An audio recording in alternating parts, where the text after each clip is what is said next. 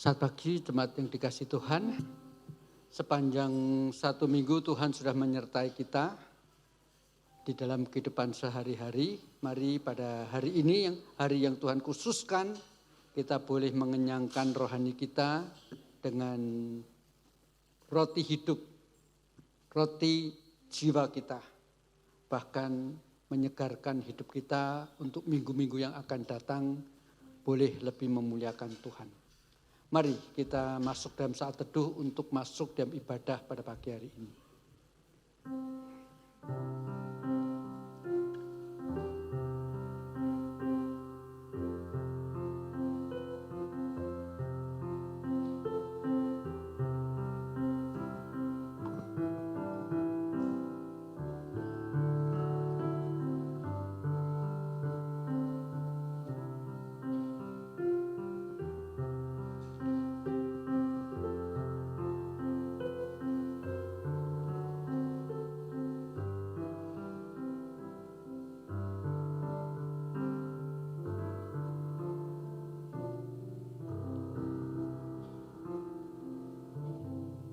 Kita bangkit berdiri.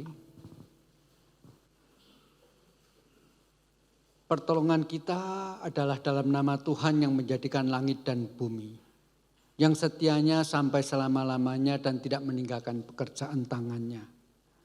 Turunlah kiranya kasih karunia dan damai sejahtera dari Allah Bapa kita dan dari Tuhan kita Yesus Kristus. Amin.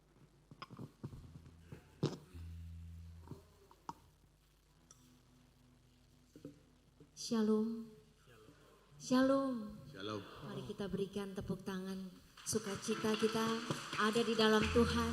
Puji nama Tuhan, Tuhan yang sudah memberkati, Tuhan yang sudah melindungi, Tuhan yang sudah menyertai kita, Allah yang setia. Mari selama pemusik memulai dengan lagu pertama kita mau merenungkan kembali secara pribadi kasih dan setia Tuhan di dalam diri kita. Mari saudara bersyukur dan berterima kasih kepada Tuhan.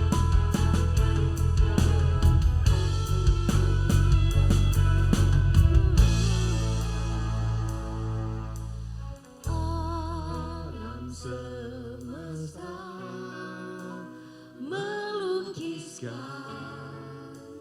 kebesaran Tuhan, bumi dan surga menyanyikan kemuliaan namamu. Hosana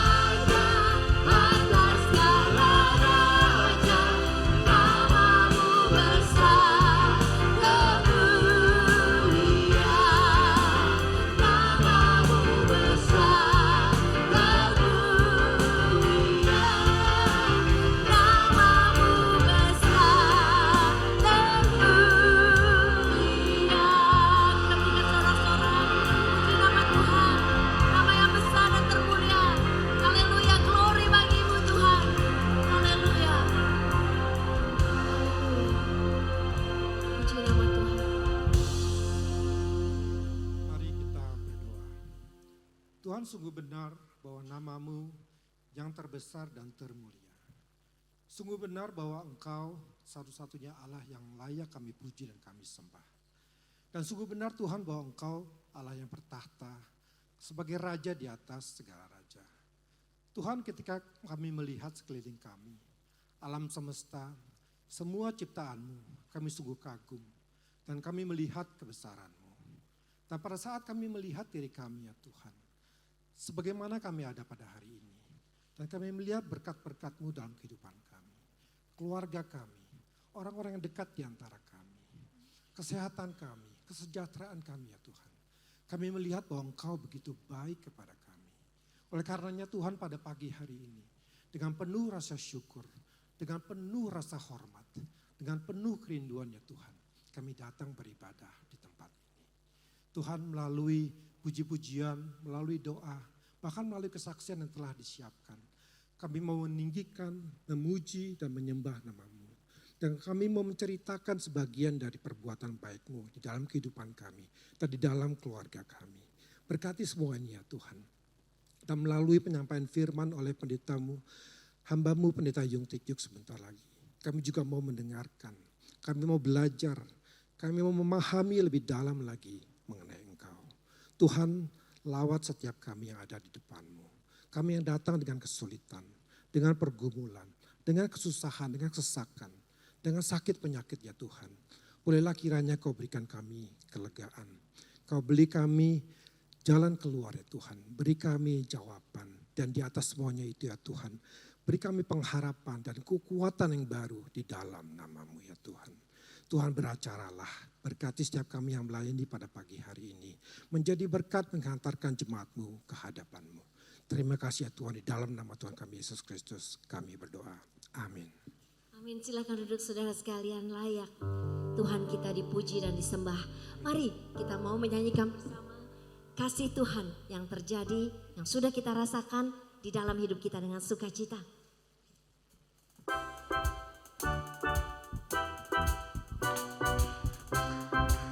Lagunya enak saudara, kita mau menyanyikan, bukan saja dari hati kita, juga senyum kita boleh ya saudara ya. Kita bisa melihat orang tersenyum dari matanya. Kasih yang begitu besar, lebih kuat dari dosa. Kasih yang menemukanku, selamatkan dan pulihkanku. Ku naikkan syukurku, ku tak akan berhenti memuji, meninggikan nama-Mu selalu, menari, memuliakan-Mu. Dibebaskan, dibangkitkan, hiduplah kami, dan kini hanya untukmu. Saudara, musiknya enak ya, gimana kalau kita berdiri lagi ya? Kalau saudara bisa berdiri, mari kita berdiri. Mau goyang sedikit juga boleh saudara. Seperti Daud menari pada waktu dia mengalami kasih karunia Tuhan. Ya, bersama-sama. Kasih yang begitu besar, lebih kuat dari dosa.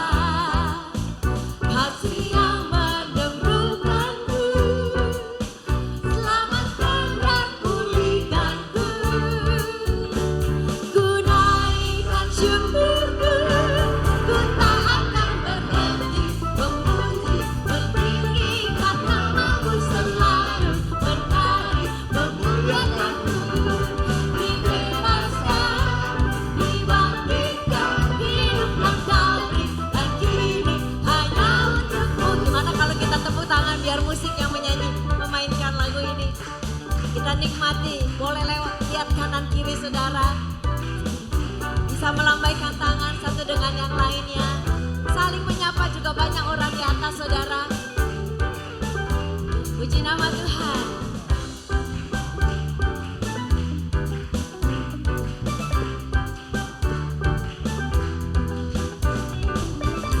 Sambil mengingat kasih Tuhan kepada kita, ku naikkan syukur, ku naikkan syukurku, ku naikkan syukurku, ku tak akan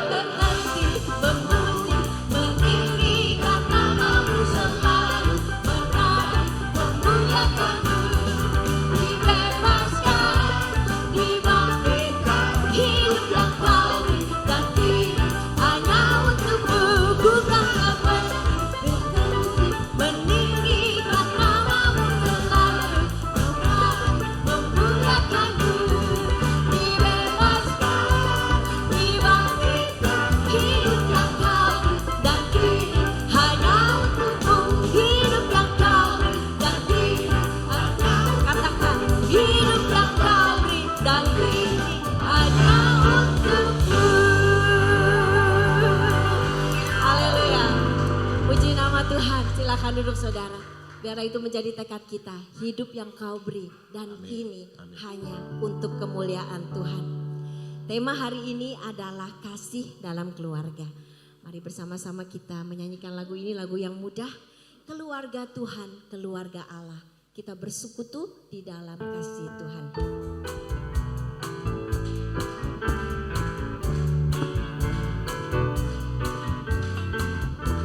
Hari ini musiknya enak ya saudara ya. Kita bersyukur kepada talenta yang Tuhan sudah berikan. Keluarga Tuhan, keluarga Allah, bersekutu dalam kasih Yesus.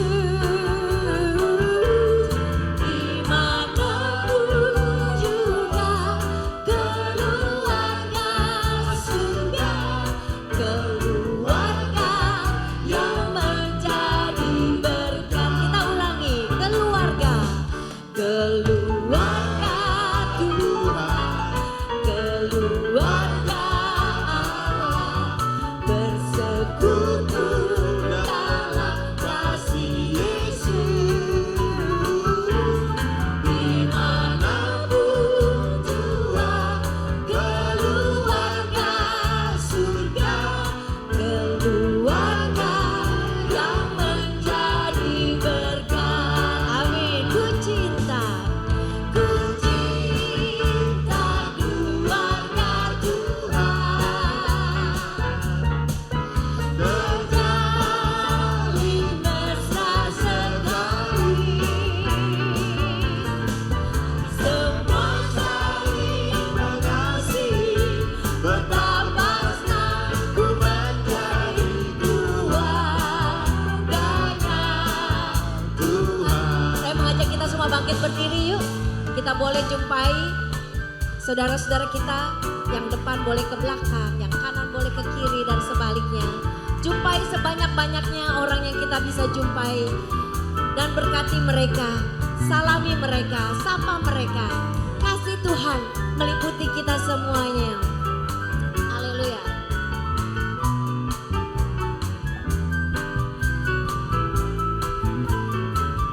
Keluarga Tuhan sambil bernyanyi. Keluarga Tuhan, keluarga Allah, bersekutu dalam kasih Yesus. Terus saudara, sebanyak-banyaknya yang kita bisa jumpai. Keluarga surga, keluarga yang menjadi berkat. Keluarga Tuhan, keluarga Allah, bersekutu dalam kasih Yesus. Dimanapun jua keluarga surga, keluarga yang menjadi berkat. Ku cinta keluarga Tuhan, terjalin mesra sekali, semua saling mengasihi, betapa senang ku menjadi keluarganya Tuhan semua. Semua saling mengasihi, betapa senang ku menjadi keluarganya. Tanpa musik, mari katakan, semua saling mengasihi. Semua saling mengasihi, betapa senang ku menjadi keluarganya Tuhan. Kita berikan sorak-sorai kepada Tuhan yang sudah menganugerahkan kepada kita gereja ini, di mana kita bisa menjadi satu keluarga. Silakan duduk saudara.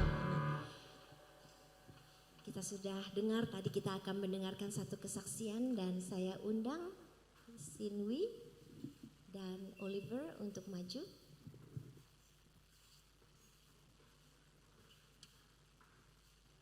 sekalian memperkenalkan diri ya.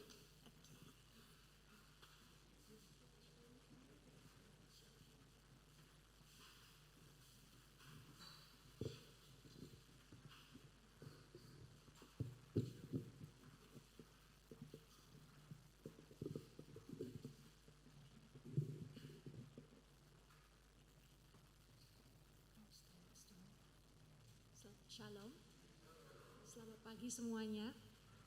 Saya Sinwi dan ini anak saya Oliver Biharja. Oliver tahun ini 21 tahun, dia anak istimewa yang punya hobi menyanyi, melukis, renang, yoga, membaca buku, dan saat ini lagi suka nonton YouTube seperti anak layaknya. Pagi ini saya tidak akan sharing tentang perjalanan kami waktu Oliver pertama kali didiagnosa sebagai anak penyandang autisme, karena saya merasa sudah banyak kisah-kisah yang serupa yang saya dan suami saya alami. Semua kisah itu kan cycle-nya mirip, dari mulai denial, anger, kemarahan, depresi, dan kemudian akhirnya acceptance, penerimaan. Saat ini saya dan suami saya sudah dalam tahap acceptance. Jadi kalau dulu saya sering mempertanyakan kenapa saya, why me God? Setiap kali kalau ada sesuatu yang buruk terjadi karena perilaku Oliver. Sekarang saya sudah tidak pernah menanyakan itu lagi.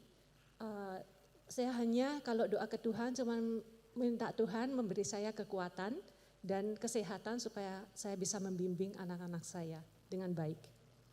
Acceptance bukan berarti saya jadi orang yang pasrah dengan kondisi yang ada dan menjadi orang tua yang pasif. Oliver ini sampai sekarang ulahnya masih banyak yang aneh-aneh, yang sering bikin heboh. Kalau dia nakal ya saya pasti akan marah dan saya akan marahin dan hukum.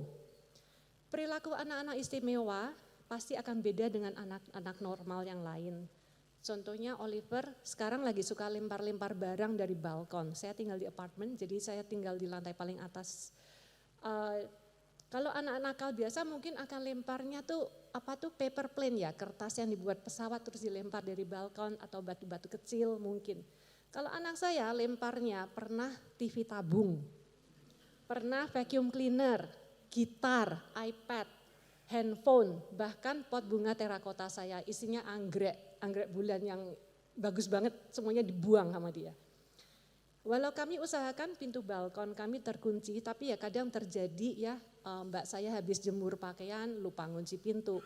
Atau kadang Oliver sendiri yang menemukan kunci yang udah diumpetin, kita selalu ngumpetin kunci, tapi dia bisa nyari-nyari sendiri, kadang dia menemukan kuncinya.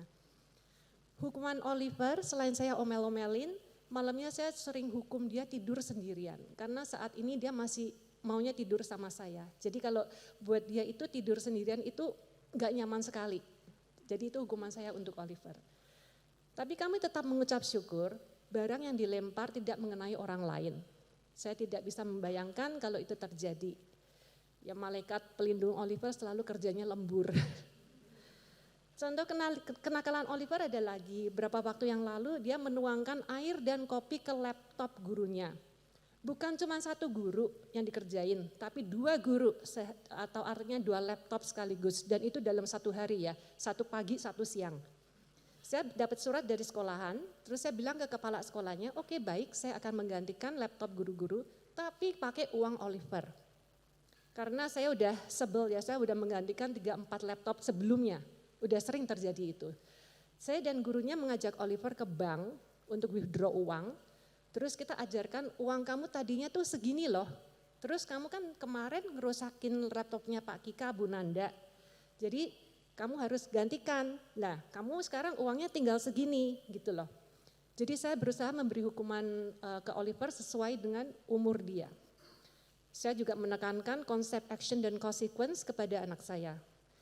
Tapi kami tetap merasa bersyukur bahwa selama ini kami mampu menggantikan laptop-laptop yang terguyur minuman itu. Mungkin ada yang berpikir saya mama yang jahat, kok tega sih pakai uang tabungan Oliver gitu ya kan.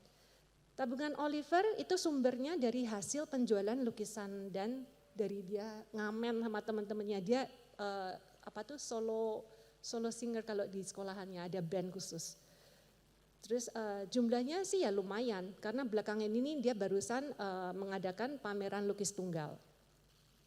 Dari pameran lukis tunggal ini, Oliver juga mampu menyumbangkan 88 juta ke Yayasan Masyarakat Peduli Autisme Indonesia. Sumbangan itu digunakan untuk pelatihan individu penyandang autisme dewasa untuk bekerja. Rata-rata hampir semua lukisan Oliver ini memang terjual untuk charity cause. Seperti di bulan Januari kemarin, Oliver menyumbangkan sebuah lukisan untuk penggalangan dana Special Olympic Indonesia atau SOINA. Tuhan memang maha pengasih, malam itu lukisan Oliver berhasil dilelang dengan nilai, coba tebak berapa? 1 miliar, lumayan ya. Untuk background cerita, SOINA merupakan organisasi internasional yang telah diakui oleh International Olympic Committee sebagai satu-satunya olimpiade olahraga khusus bagi para penyandang disabilitas intelektual. Dana yang didapat di acara lelang kemarin akan dipakai SOINA untuk memberangkatkan 42 anak dari 17 provinsi di Indonesia ke Berlin, Jerman di bulan awal Juni nanti. Walau kami tidak ikut menikmati uang dari hasil lelang lukisannya, kami sangat bangga dan bahagia bahwa lukisan Oliver telah dipakai Tuhan untuk membantu sesamanya. Sebetulnya pagi ini kami diundang ke Gereja Petra juga karena lukisan Oliver. Lukisan Palm Sunday yang di luar itu adalah, di sini sorry nggak lihat, adalah lukisan salah satu dari 13 lukisan yang kemarin dipamerkan di Solo Exhibition Oliver. Lukisan ini dibeli oleh Pak Sandiaga Uno dan beliau menyerahkan lukisan ini untuk disumbangkan ke lembaga lain. Ini bukan nepotisme atau KKN, ibu-ibu don't worry. Karena pertama Bapak Sandiaga sebelumnya tidak kenal saya ataupun suami saya. Terus kenapa lukisan ini juga bisa sampai mendarat di gereja ini, yang kakak ipar saya majelis di gereja, itu juga coincidence, nggak sengaja. Yang Bu Unce tahu ya ceritanya ya. Tapi saya tahu tidak ada kebetulan dalam hidup ini. Tuhan selalu merencanakan segalanya, setuju ya. Dan rencana Tuhan selalu lebih besar dari rencana kita. Saya ingat waktu di dalam proses pencarian venue untuk pameran, saya punya pikiran saya ingin satu hari lukisan Oliver dipamerkan di sebuah gereja yang besar di Jakarta. Karena saya waktu itu memang nggak ada keinginan untuk menjual lukisan, tapi saya cuma ingin sharing ke sebanyak orang mungkin tentang lukisan Oliver. Dan saya juga merasa umat gereja juga pasti akan happy melihat lukisan karya anak saya yang bertema Bible Stories ini. Ternyata permohonan saya ditolak dengan alasan gereja bukan tempat pameran. Kemudian saya menawarkan untuk provide bis untuk mengangkut anak-anak Sunday School untuk field trip ke pameran Oliver. Itu juga ditolak karena katanya nggak mungkin orang tua mau ngasih izin, ya susah katanya. Saya masih nggak mau menyerah, mentok sama gereja, saya terus telepon seorang teman saya yang mengajar di komunitas pembimbingan anak-anak Katolik sebelum mereka menerima komuni pertama atau krisma. Tapi responnya juga sama, malah saya ditanya gini, anak-anak kita disuruh ke pameran Oliver, suruh ngapain ya Sin? Terus apa enggak gini deh, kamu coba hire IO untuk ya bisa anak-anak jadi lebih fun, ada game, ada activities gitu. Jadi istilahnya saya suruh menggelar red carpet untuk mereka datang. Ya saya waktu itu kecewa juga iya, kesel juga iya, tapi memang selalu Tuhan watching over us, dia tidak pernah melupakan hamba-hambanya. Berapa waktu saat sebelum pameran, ada Romo di sebuah gereja di Singapura yang melihat e-katalog Oliver, lukisan Oliver. Dan langsung meminta untuk dilukiskan series 14 jalan salib untuk gerejanya. Berita itu disampaikan oleh sepupu suami saya yang kenal dengan Romo tersebut. Namanya juga manusia rese ya. Saya tuh awalnya masih enggan loh, saya nggak rela anak saya melukis yang sedih-sedih. Jalan salib itu kan sedih ya. Yesus disuruh mikul salib, terus jatuh berapa kali, terus disalibkan, mati. Saya nggak rela gitu. Terus saya curhat ke mertua, tapi mertua saya malah bilang gini, nggak apa-apa, biarkan Oliver melukis untuk Tuhan. Kemudian suami saya juga mengingatkan, kamu kan tadinya minta supaya lukisan Oli dipamerkan di gereja untuk 1 hari. Tapi ini kan kamu dikasih kesempatan untuk pameran permanent exhibition untuk lukisan Oliver. Jadi akhirnya lukisan 14 Jalan Salib ini sekarang udah selesai dilukis oleh Oliver. Dan tanggal 9 Februari kemarin karya-karya Oli telah diberkati oleh Bapak Kardinal Ignatius Suharto di Katedral Jakarta. Jadi memang betul ya, God's plan will always be more beautiful than our desires. Trust His timing, trust His plan. Bahasa Indonya, rencana Tuhan akan selalu lebih indah dari keinginan kita. Percayai waktunya, percayai rencananya. Ayah dari sahabat saya pernah bilang ke saya, Tuhan menitipkan anak seperti Oliver ke kamu, pasti ada alasannya. Kamu coba tanya ke diri kamu sendiri. Kalau enggak ada Oliver, kira-kira kamu jadi seperti orang kayak apa? Saya waktu itu ketawa ngakak sih. Saya bilang sama omnya, saya udah tahu kok om, saya pasti jadi orang yang sombong dan super nyebelin. Saya belajar banyak sejak punya anak yang sangat istimewa ini. Selain jadi tahu tentang macam-macam terapi, alternative healing ya seperti homeopati, naturopati atau yang lain-lain, prana healing. Saya juga menjadi orang yang lebih spiritual, lebih bisa bersyukur, lebih bisa berempati, dan berbagi. Dan hopefully akan menjadi orang lebih sabaran dikit. Basically saya menjadi orang yang lebih baik dengan hadirnya Oliver di hidup saya. Christianity tidak hanya ditemukan di gereja atau di kitab suci atau bacaan-bacaan tertentu saja. Christianity bisa kita temukan di dalam kehidupan kita sehari-hari. Karena di mana ada kasih dan ketulusan hati, disitulah Tuhan hadir. Salam damai dan terima kasih, Tuhan memberkati. Oliver akan membawakan salah satu lagu favoritnya, God Will Make a Way. Kalau tahu liriknya tolong nyanyi bareng.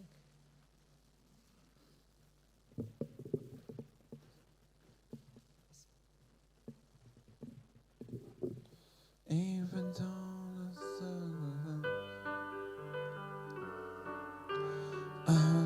Sentosa, Air India. God will make a way where there seems to be no way. He works in ways we cannot see. He will make a way for me. He will be my guide. Hold me closely to His side. With love and strength for each new day, He will make a way. He will make a way. Oh, God will make a way where there seems to be no way. He works in ways we cannot see. He will make a way for me. He will be my guide. Hold me closely to His side. With love and strength for each new day, He will make a way. He will make a way. By a roadway in the wilderness, He lead me. Rivers in the desert will I see. Heaven and earth will fade, but His word will still remain. And He will do something new today. Oh, God will make a way where there seems to be no way. He works in ways we cannot see. He will make a way for me. He will be my guide. Hold me closely to His side. With love and strength for each new day, He will make a way. He will make a way. By a roadway in the wilderness, He lead me. Rivers in the desert will I see. Heaven and earth will fade, but His word will still remain. And He will do something new today. make a way where there seems to be no way. He works in ways we cannot see. He will make a way for me. He will be my guide. Hold me closely to his side. With love and strength for each new day, he will make a way. He will make a way. With love and strength for each new day, he will make a way. He will make a way. Sorry everyone, the museum is closed. Taman Mini, Singapore. Thank you Oliver, thank you Sinwi. Tadi yang disebutkan adalah Sinwi adalah adik ya dari Ibu Tintin. Jadi yang disebutkan majelis adalah Pak Agus. Pantesan aja Oli bisa tabungannya banyak, nyanyinya bagus gitu, yang ngamennya ya laku ya. God will make a way where there seems to be no way. He works in ways we cannot see. He will make a way for me. He will be my God. Hold me closely to his heart. With love and strength for each new day, he will make a way. He will make a way. Di belantara, di belantara dia tetap menuntunku. Sungai di gurun ku temui. Terima kasih Tuhan. Langit bumi kan lenyap, tapi firman-Nya tetap. Saat ini Dia buka jalan, Dia buka jalan. Mari kita mempersiapkan diri kita untuk menerima firman Tuhan.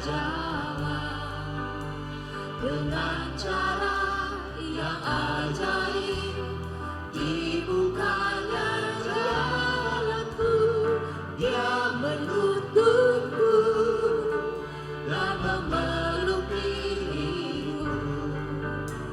Dengan kasih dan kuasa-Nya, Dia buka jalan.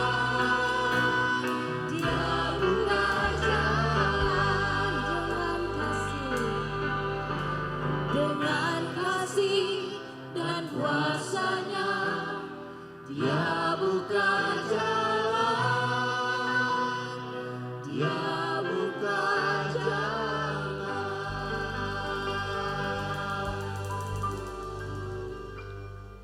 Mari kita berdoa. Tuhan, secara khusus tolong hamba-Mu supaya boleh menyampaikan firman Tuhan dengan baik. Dan berkati setiap kami yang mendengarnya. Kiranya pertolongan-Mu dan kehadiran kuasa-Mu kami rasakan saat ini. Dalam nama Kristus Yesus kami berdoa. Amin. Saya jujur hari ini, khususnya saat ini saya tegang banget. Karena saya baru saja dan kita semua baru saja melihat sebuah khotbah yang hidup atau kehidupan yang dikhotbahkan. Sehingga saya ini kenapa tegang menjadi bingung banget gitu loh ya. Saya khawatir khotbah saya cuma jadi ya itulah ya, susah ngomongnya. Luar biasa. Kalau boleh itu saya pengennya langsung doa syafaat, doa berkat. Apalagi yang saya mau ngomong ya. Cara Tuhan bekerja dalam hidup kita itu sangat nyata. Tapi ya sudahlah ya, saya tidak mau khotbah.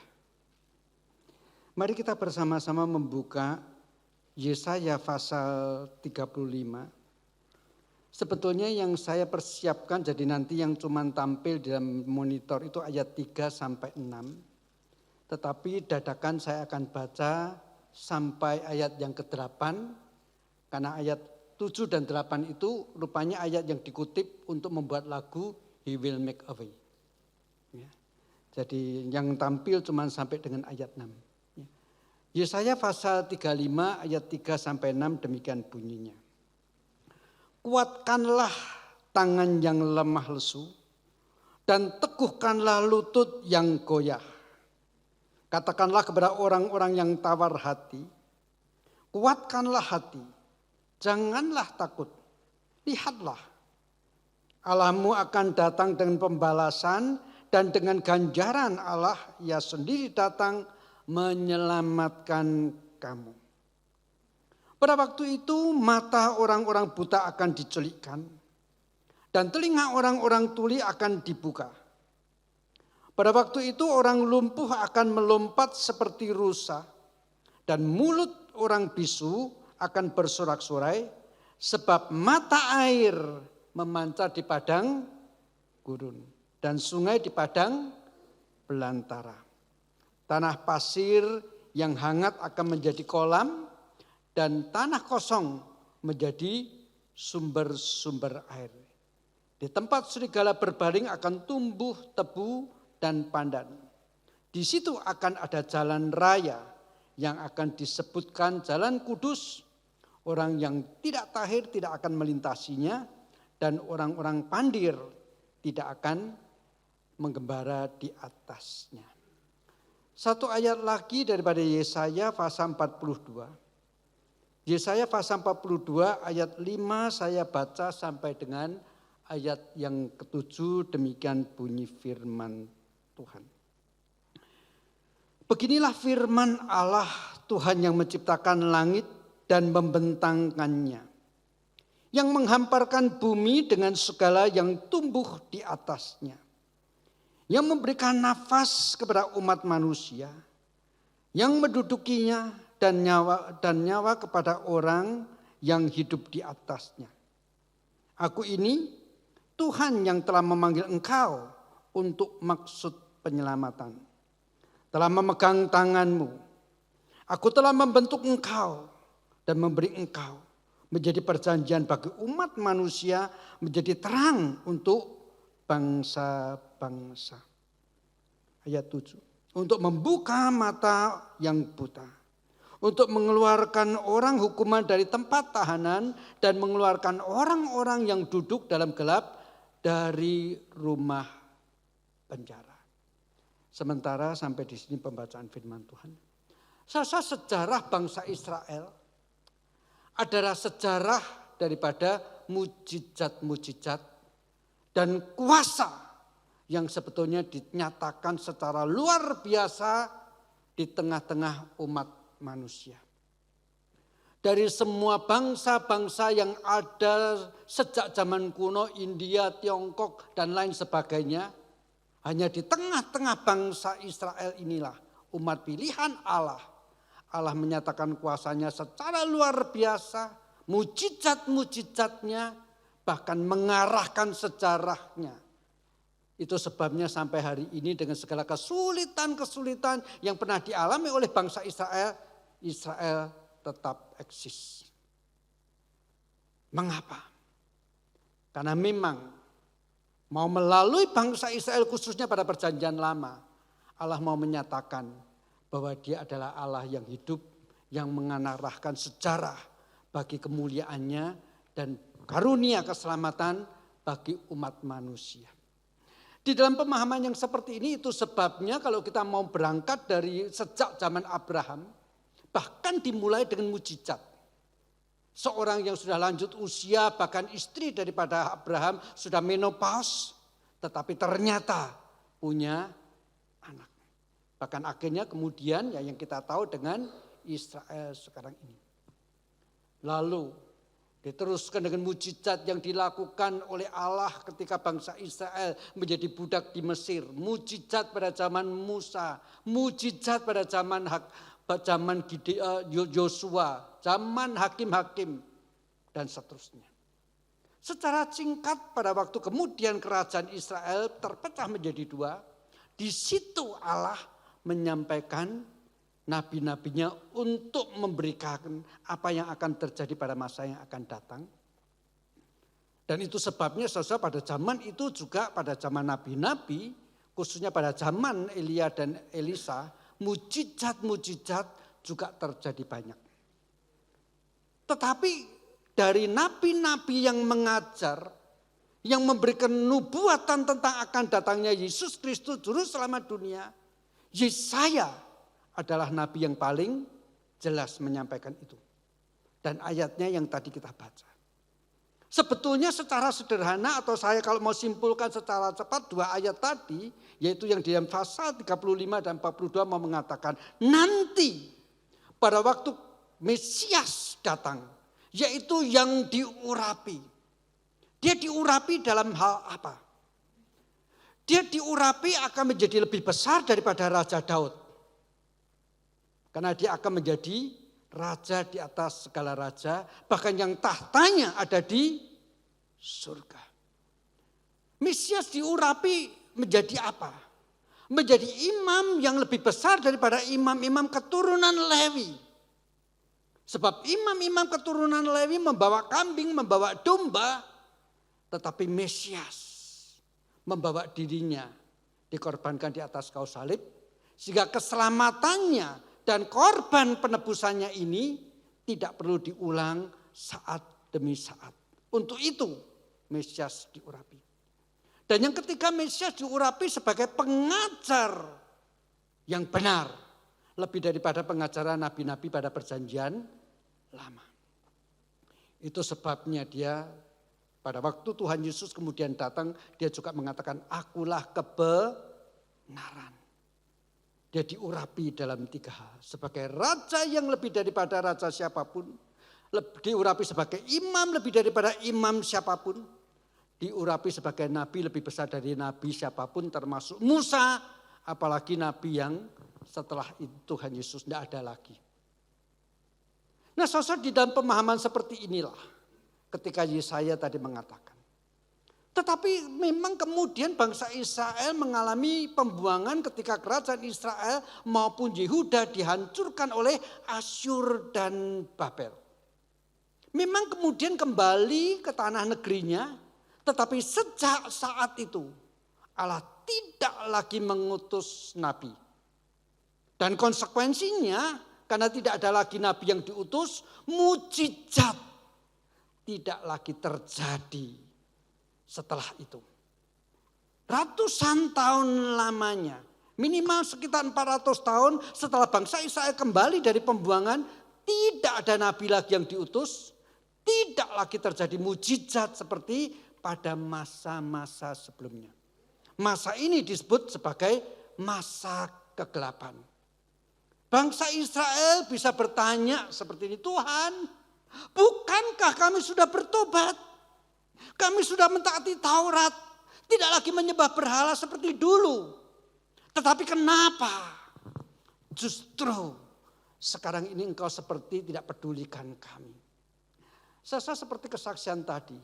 Seringkali dalam situasi yang tidak merasa ada salahnya, tetapi menghadapi musibah kita selalu tanyanya apa? God, why me? Bangsa Israel 400 tahun lamanya bertanya, Tuhan, kalau dulu kami terbuang, kalau kami dulu menjadi budak, kami dosa. Sekarang kami sudah mentaati engkau. Tidak pernah lagi menyembah berhala. Kenapa engkau membisu? Itu 400 tahun. Tapi puji syukur, nubuatan yang disampaikan oleh Nabi Yesaya, bahwa seolah-olah di padang gurun akan memancar air. Di padang gurun, di tempat yang tidak mungkin Tuhan menyediakan jalan. Terang pun bercahaya. Itu yang dinanti-nantikan dan digenapi di dalam ketika Kristus Allah datang dan menjadi manusia. Di dalam pemahaman yang seperti ini saudara, mari sekarang kita secara khusus mulai melihat apa yang dicatat di dalam Injil Markus. Di dalam Injil Markus ada 2 kali sengaja dicatat peristiwa Tuhan Yesus menyembuhkan orang yang buta. Tetapi 2 kali peristiwa pencatatan 2 orang yang buta yang disembuhkan oleh Tuhan Yesus dicatat dengan sangat kontras dan berbeda. Mari kita terlebih dahulu melihat yang dicatat dalam Injil Markus pasal 8. Injil Markus pasal 8, saya akan baca mulai ayat 22 sampai dengan ayat 26. Demikian bunyi firman Tuhan dari Markus pasal 8 ayat 22 sampai 26. Kemudian tibalah Yesus dan murid-muridnya di Betsaida. Di situ orang membawa kepada Yesus seorang buta. Dan mereka memohon kepadanya supaya ia menjamah dia. Yesus memegang tangan orang buta itu dan membawa dia keluar kampung. Lalu ia meludahi mata orang itu dan meletakkan tangannya atasnya. Dan bertanya, "Sudahkah kau lihat sesuatu?" Orang itu memandang ke depan lalu berkata, "Aku melihat orang sebab melihat mereka berjalan-jalan tetapi tampaknya seperti pohon-pohon." Yesus meletakkan lagi tangannya pada orang itu, maka orang itu sungguh-sungguh melihat dan telah sembuh. Sehingga ia dapat melihat segala sesuatu dengan jelas. Sesudah itu Yesus menyuruh dia pulang ke rumahnya dan berkata, "Janganlah masuk kampung." Langsung kita bandingkan dengan yang dicatat dalam Injil Markus pasal 10. Ayat yang ke-46 sampai dengan ayat yang ke-52. Markus pasal 10 ayat 46 sampai 52 demikian bunyinya. Lalu tibalah Yesus dan murid-muridnya di Yeriko. Dan ketika Yesus keluar dari Yeriko, bersama-sama dengan murid-muridnya dan orang banyak yang berbondong-bondong, ada seorang pengemis yang buta bernama Bartimius. Anak Timius duduk di pinggir jalan. Ketika didengarnya bahwa itu adalah Yesus orang Nazaret, mulailah ia berseru, "Yesus anak Daud, kasihanilah aku." Banyak orang menegurnya supaya ia diam. Namun semakin keras ia berteriak, "Anak Daud, kasihanilah aku." Lalu Yesus berhenti dan berkata, "Panggillah dia." Mereka memanggil orang itu dan berkata kepadanya, "Kuatkanlah hatimu. Berdirilah, ia memanggil engkau." Lalu ia menanggalkan jubahnya. Ia segera berdiri dan pergi mendapatkan Yesus. Tanya Yesus kepadanya, "Apa yang kau kehendaki supaya aku perbuat bagimu?" Jawab orang buta itu, "Rabuni, supaya aku dapat melihat."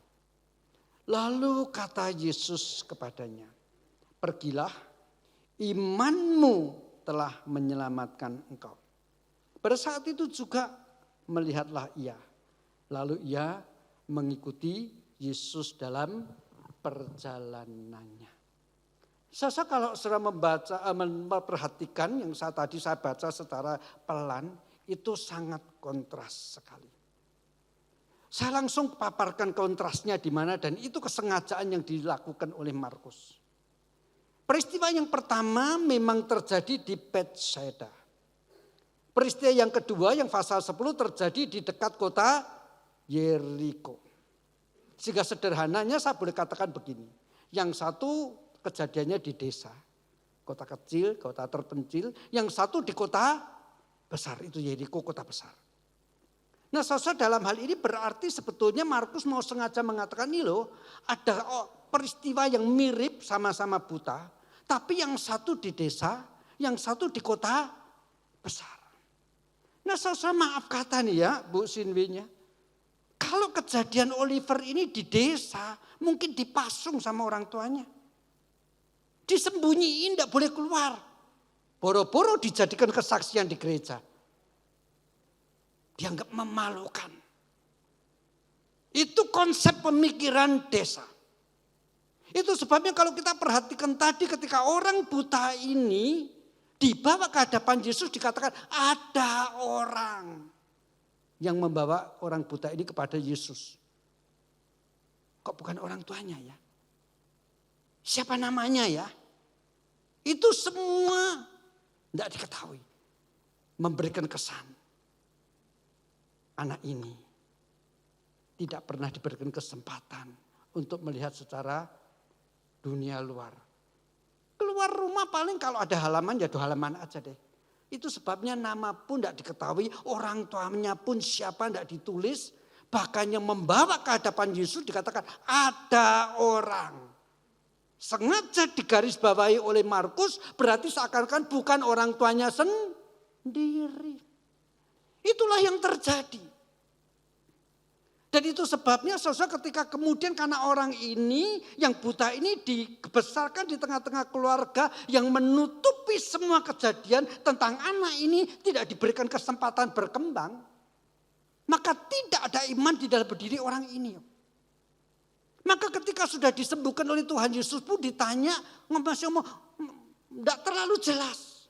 Tangkap ya.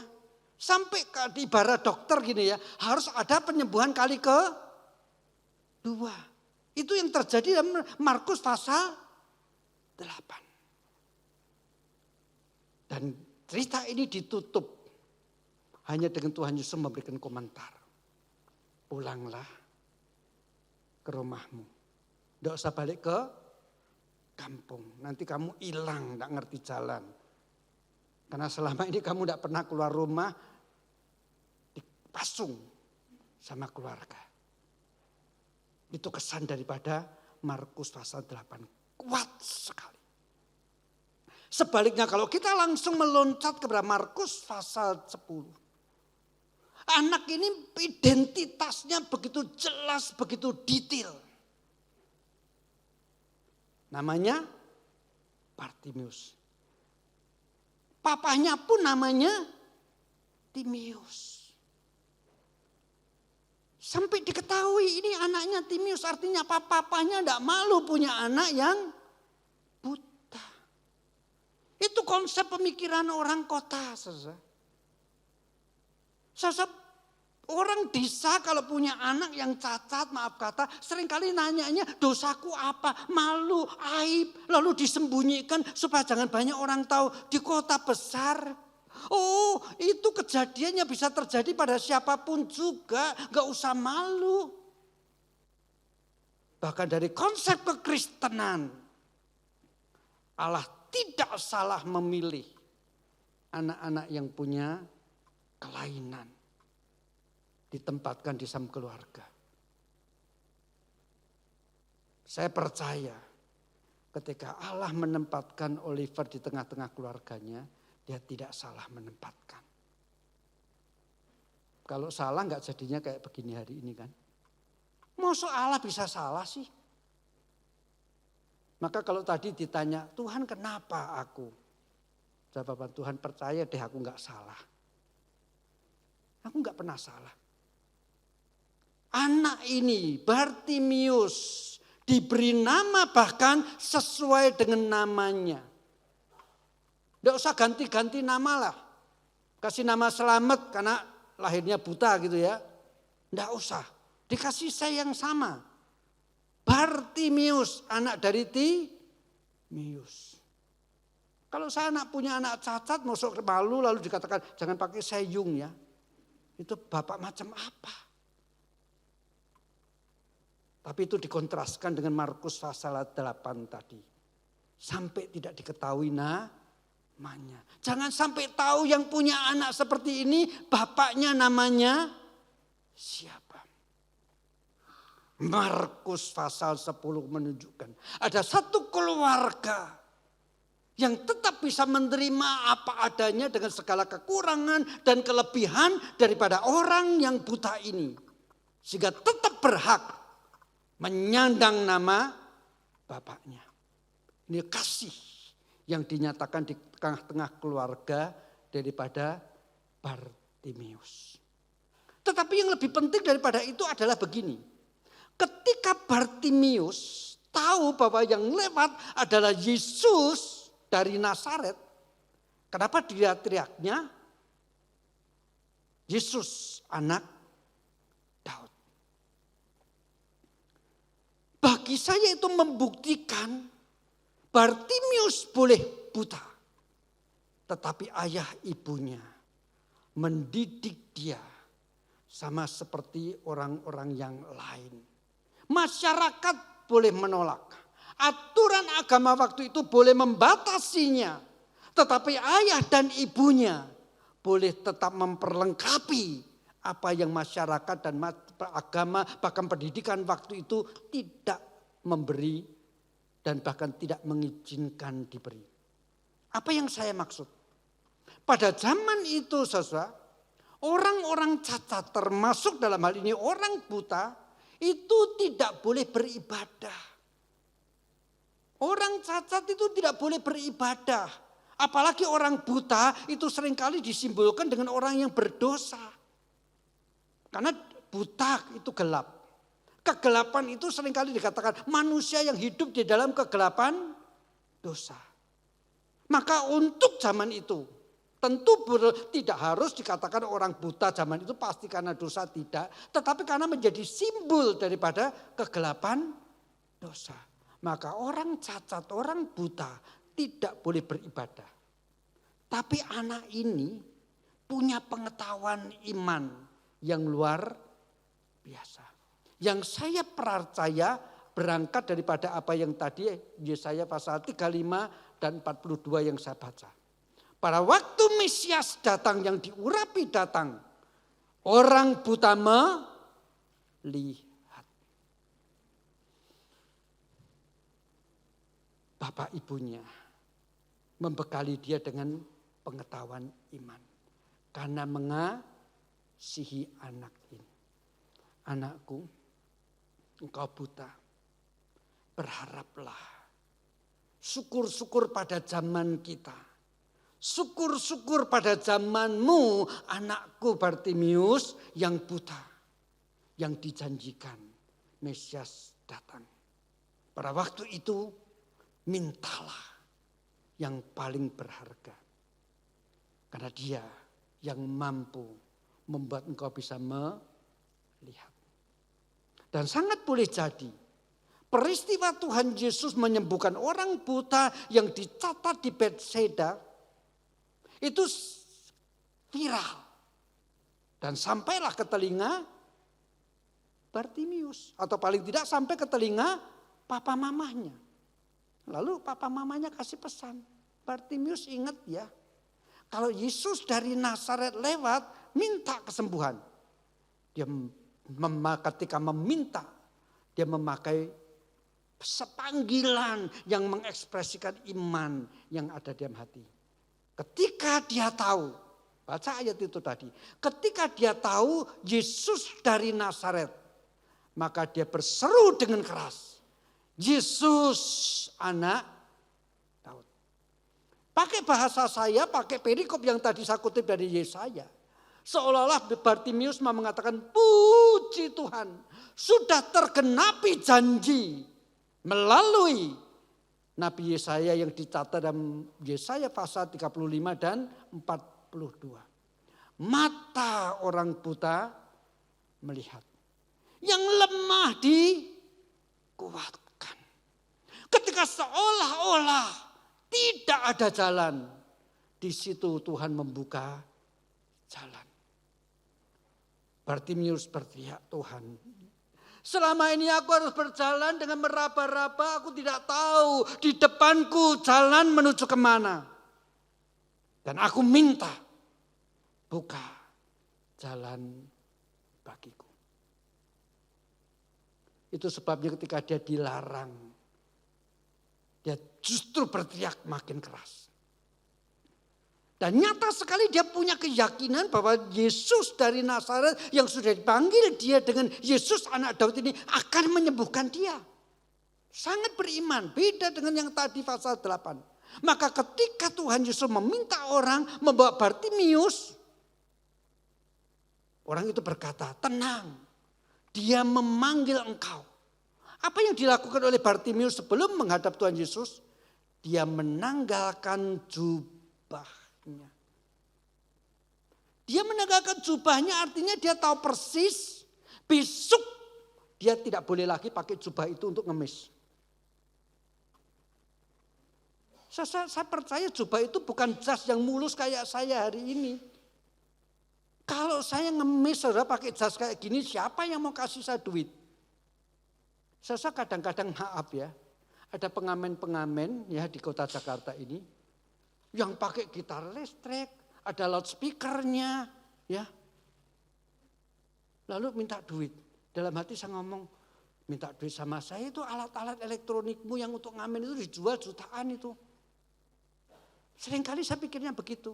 Maka kebayang enggak kalau saya pakai dasi gitu ya, wangi, licin, ganteng gitu kan ya. Lalu minta duit, siapa yang mau ngasih?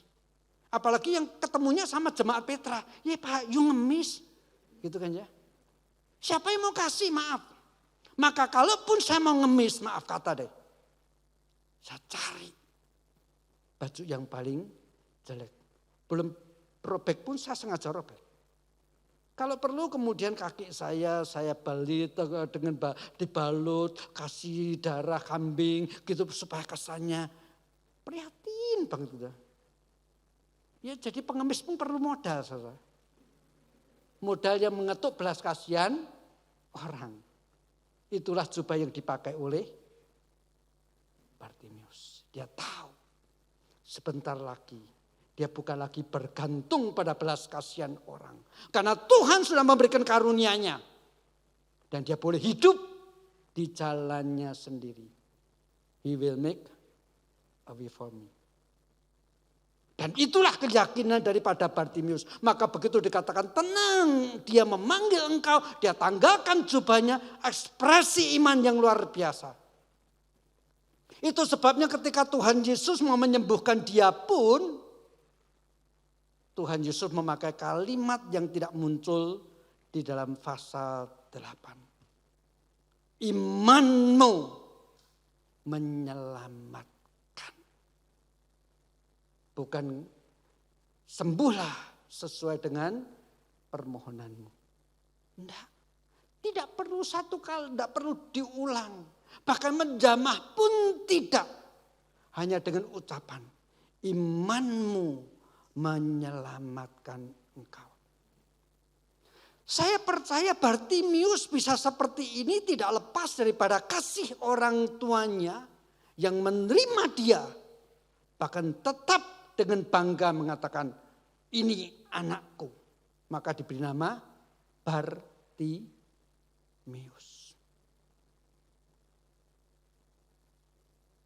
Saya tidak tahu ayah daripada Bartimius punya berapa anak laki-laki. Tapi tidak mungkin semuanya dikasih nama Bartimius. Maksud dikasih nama Bartimius 1, Bartimius 2. Tetapi justru yang cacat ini yang dikasih nama Bartimius. Bentuk penerimaan yang total atas anak seperti ini. Saudara kekasih dalam Tuhan Yesus Kristus. Kalau kita mau aplikasikan, bukankah ketika Tuhan mengadopsi kita menjadi anak-anaknya, juga menerima kita apa adanya. Maka bersama-sama dengan itu, di tengah-tengah setiap keluarga kita, Tuhan tempatkan anak-anak yang berbeda-beda dengan segala kelebihannya, dengan segala kekurangannya. Sama seperti Kristus tidak pernah menyesal.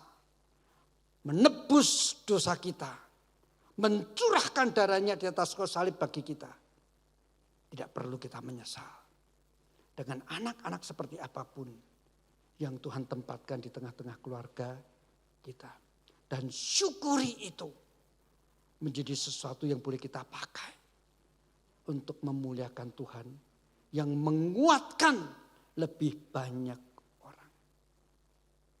Puji syukur hari ini kita boleh melihat sebuah hidup yang dikotbahkan dari keluarga Oliver. tentu tidak gampang. Mendidik anak ini boleh menyanyi seperti itu, bahkan boleh melukis seperti itu. Saya untuk bisa melukis seperti dia harus resign dari GKR Petra. Pakai waktu 24 jam sehari untuk belajar melukis dan belum tentu 5 tahun lagi berhasil melukis seperti itu. Dan siapa yang mau datang ke pameran tunggal saya? Tidak ada. Tidak ada. Saya yakin itu. Dan kalau saya hari ini menyanyi, sekarang ini saya nyanyi kayak tadi dia God will make a way. Belum selesai nyanyi, saya sudah pingsan. Luar biasa Oliver, luar biasa. Tuhan memberkati. Biarlah apa yang tadi sudah disaksikan, itu menjadi yang lebih kuat daripada khotbah yang saya sampaikan. Terpujilah nama Tuhan. Amin. Mari kita bersama-sama masuk di dalam doa. Kepadamu Tuhan kami mengucap syukur. Karena kami percaya sejak dalam kandungan ibu kami masing-masing, Engkau sudah membentuk kami. Bahkan Engkau melihat jauh ke depan, anak-anak yang lahir bakal menjadi seperti apa. Semua ada di dalam rancangan-Mu. Tuhan tolong setiap kami. Sesuai dengan rencana yang Kau taruh di dalam kehidupan kami. Sesuai dengan rencana yang Kau taruh di tengah-tengah keluarga kami. Sesuai dengan rencana yang Kau taruh di dalam keturunan kami, anak-anak kami menjalankan kehendak-Mu. Walaupun kadang-kadang terasa sulit, walaupun kadang-kadang terasa berat untuk kami jalani, seolah-olah berjalan di tengah-tengah padang gurun. Tetapi kami percaya, dari situ akan memancar mata air, kesukaan yang datang daripadamu.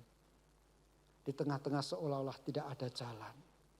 Di situ Engkau membuka jalan, melancarkan kami untuk melaksanakan rencana dan tugas-tugas mulia yang Kau taruh atas setiap kami.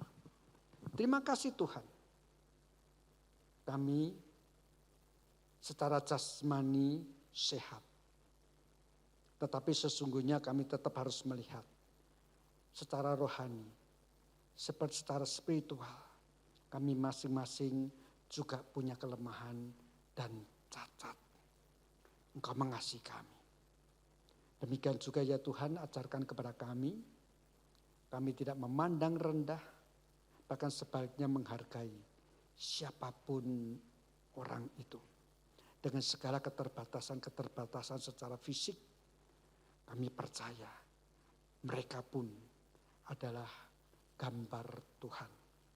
Terima kasih hari ini kami melihat satu yang luar biasa. Engkau kerjakan di tengah-tengah keluarga Oliver dan Oliver secara khusus. Kami mengucap syukur, hal ini menguatkan kami untuk terus bersyukur, untuk terus menerus dengan kasih. Kami nyatakan di tengah-tengah keluarga kami, bahkan mendidik anak-anak keturunan kami di dalam iman. Dalam nama Kristus Yesus kami berdoa. Amin.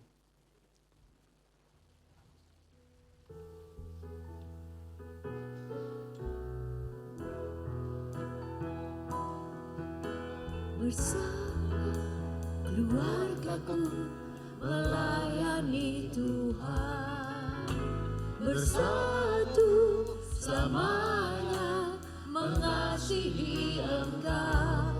Tiada yang dapat melebihi kasih-Mu ya Tuhan. Bagi kami Engkau segalanya.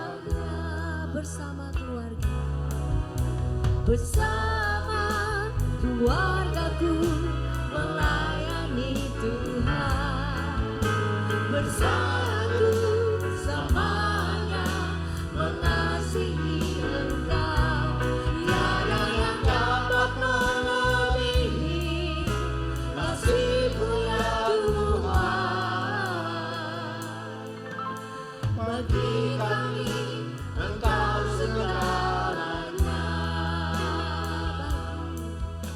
bagi kami Engkau segalanya.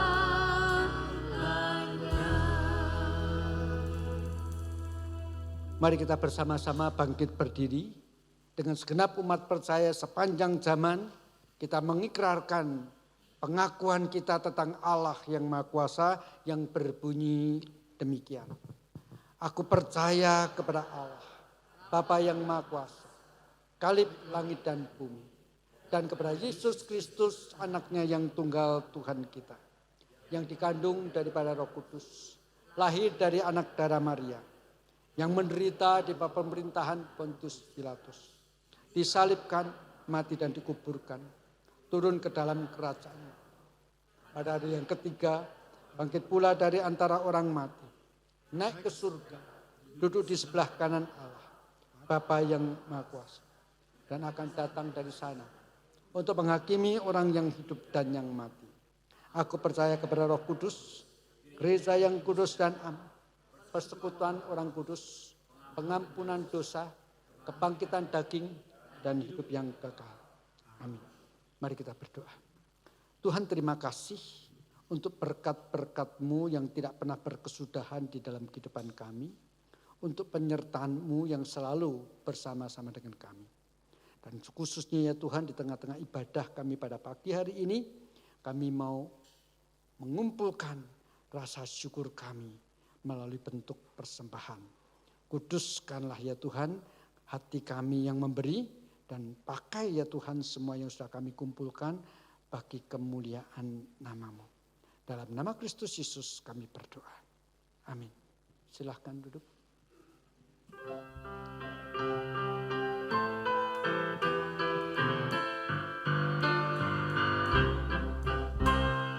Tuhan, ingin ku dapat memanjangkan kasih-Mu indah penuh kemuliaan. Bunyi rasaku diharuskan Roh-Mu hingga memancarkan keindahan-Mu. The beauty of Jesus be seen in me. All His wonderful passion and beauty.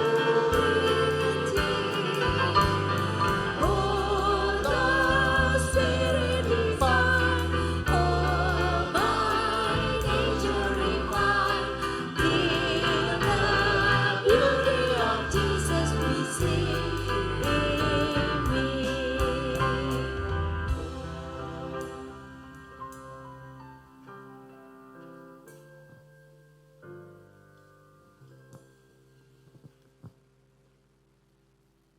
Mari kita sekali lagi masuk di dalam doa.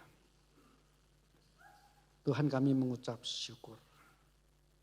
Kami mempunyai Allah yang boleh kami sebut sebagai Bapa Surgawi, yang mengasihi kami dengan segala keberadaan kami. Pada saat-saat tertentu ya Tuhan, ketika jalan begitu lancar, kami bersyukur, kami memuji-muji nama-Mu.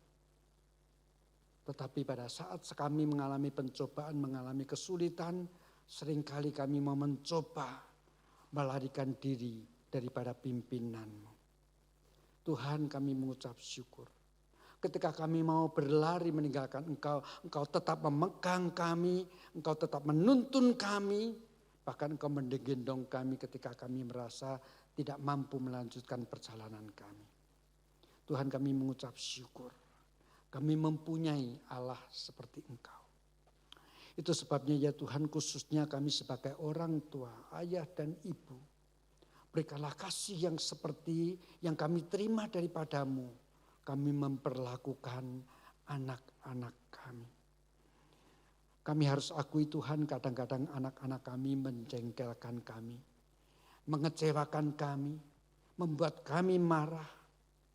Tetapi sama seperti kasih-Mu Tuhan, berikanlah kepada kami orang tua kasih yang terus menerus yang tidak pernah habis-habisnya untuk kami berikan kepada anak-anak kami.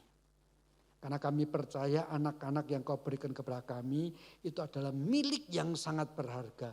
Milik pusakamu Tuhan yang kau titipkan satu persatu di tengah-tengah keluarga kami. Oleh sebab itu Tuhan, berikanlah kepada kami menjadi seperti seorang gembala yang baik. Seperti seorang pembantu yang baik bagi Engkau untuk menjaga anak-anak yang kau titipkan di tengah-tengah keluarga kami.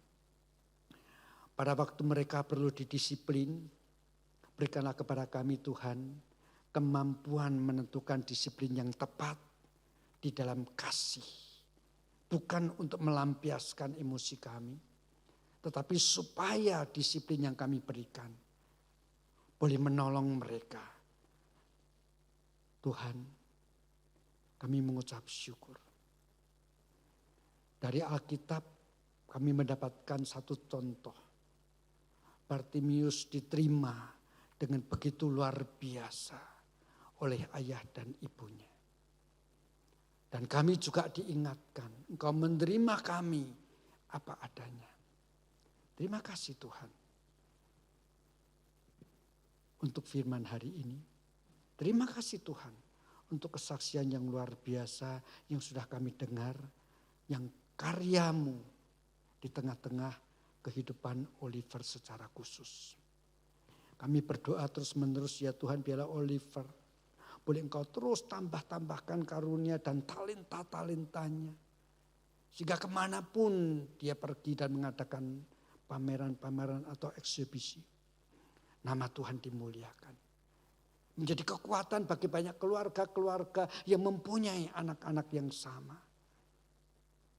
Tuhan kami percaya, bukan kebetulan Engkau menempatkan Oliver dengan semua talenta-talentanya yang sudah berkembang dengan demikian rupa. Pasti Engkau maksudkan menjadi berkat bagi banyak keluarga, bahkan memuliakan namamu. Terima kasih Tuhan. Itu sebabnya di dalam rasa syukur kami mau memanggil Engkau sebagai Bapa dengan doa seperti ini.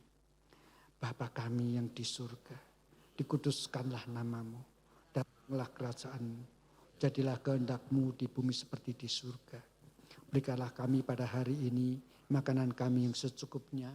Dan ampunilah kami akan kesalahan kami. Seperti kami juga mengampuni orang bersalah kepada kami. Dan janganlah membawa kami ke dalam pencobaan. Tetapi lepaskanlah kami daripada yang jahat. Karena Engkau lah yang punya kerajaan dan kuasa dan kemuliaan sampai selama-lamanya. Amin. Bangkit berdiri gitu. Bagi Bapa, Anak dan Roh, puji hormat dan mulia, dulu sekarang tak berubah, hingga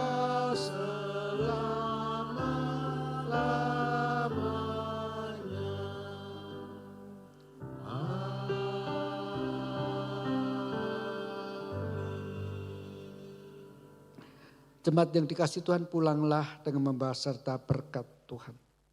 Kiranya kasih karunia daripada Allah Bapa, cinta kasih dan damai sejahtera dari Tuhan Yesus Kristus, pemeliharaan, penyertaan dan persekutuan di dalam Allah Roh Kudus menyertai setiap kita sekarang ini sampai selama-lamanya. Amin.